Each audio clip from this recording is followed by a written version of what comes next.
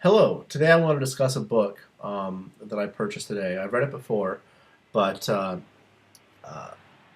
I haven't actually. Never purchased it before, so I decided to go out and buy it. It was $10 over at Barnes and Noble.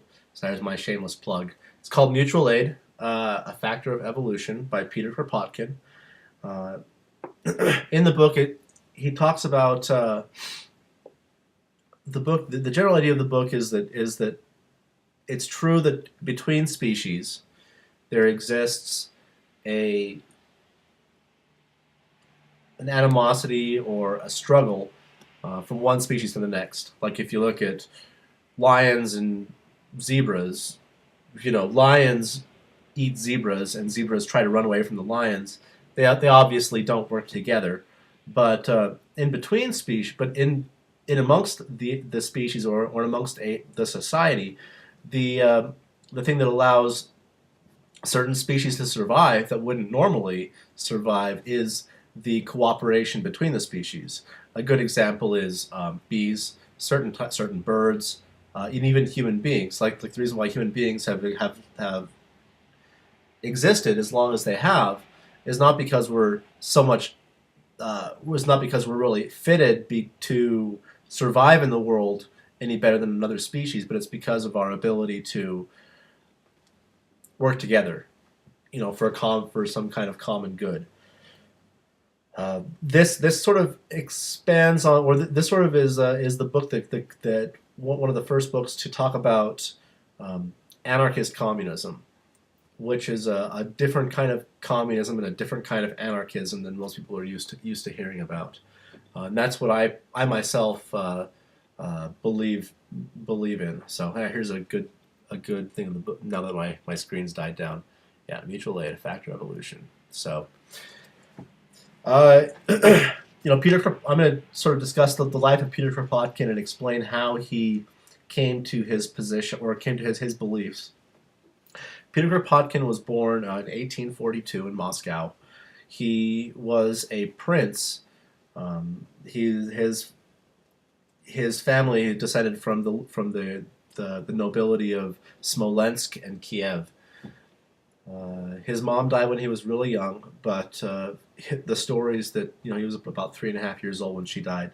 But the stories from the serfs, his family servants, that they would tell, and anybody who would talk to him about his mother had nothing but good things to say about her. That she was a really gentle soul. So he said that. So he said about that he was going to live his life kind of like his mother, to be a gentle soul and to be a good person.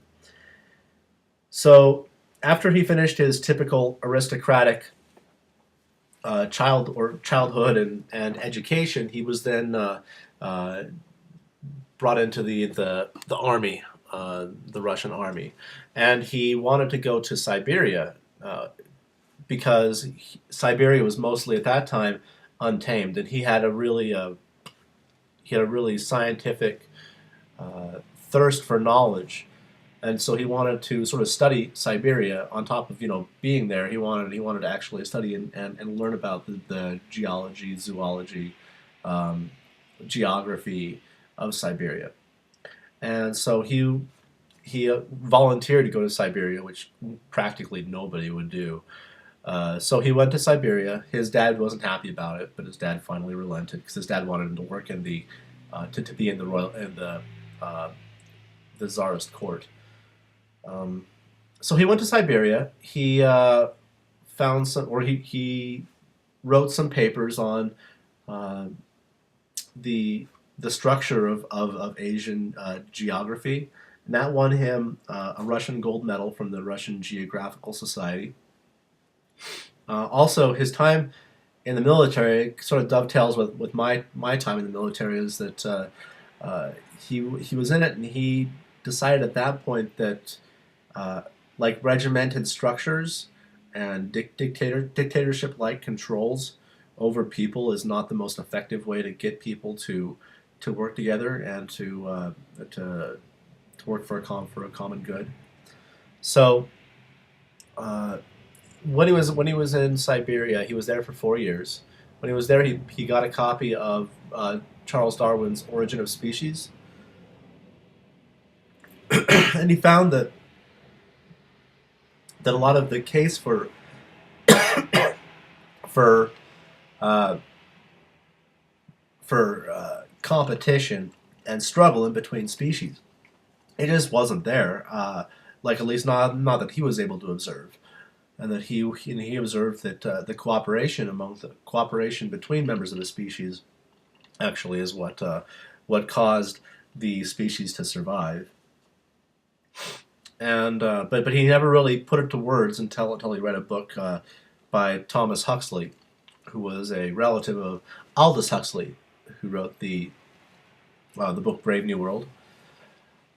Anyway, he read this. It was called like the Struggle Manifesto or something like that, talking about how evolution is all about struggle. And so at that point, Kropotkin decided to write Mutual Aid, to show that there is other things besides struggle that contribute to the survival of a species. And in it, he talks about how people need to work together. I mean, it's true that you need. What is it here? It says men of initiative are required everywhere, but once the impulse has been given, the enterprise must be conducted not in military fashion, but in a sort of communal way, by means of a common understanding. I wish that all framers of plans of state discipline could pass through the school of real-life utopias pass through the school of real life before they begin to frame their state utopias. Yeah, sorry about that. So that's actually a really important thing to think about when you're discussing Kropotkin as an anarchist, is that he didn't, a lot of people think about anarchists as being angry, violent people who have grenades and bombs, homemade bombs and stuff like that. And Kropotkin did not like violence, and he abhorred people that would use violence. So anyway, after he got out. After he got out of the military, he was sent to prison in Peter and Paul prison in Russia for 2 years. He was actually sentenced for longer, but he escaped in 2 years. And the reason why he went to prison is for distributing revolutionary propaganda. So he escaped. He got an assumed name. He moved to London. He started working for a science magazine in England, and his brother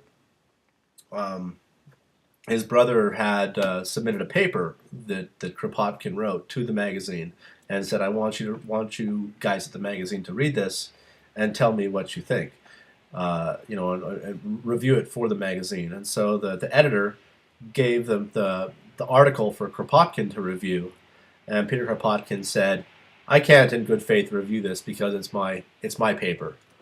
And so at that point he sort of gave himself up and said, I am Peter Kropotkin. I'm not this this other guy that I say I am." So he pretty much at that point lived in open secrecy, made a lot of friends. Everybody who knew him apparently nothing but good things to say about him because of his gentle spirit and his good-natured behavior. He got married then, and he then pretty much just continued along his life as a philosopher. But Peter Kropotkin, great guy. Mutual Aid is a great book.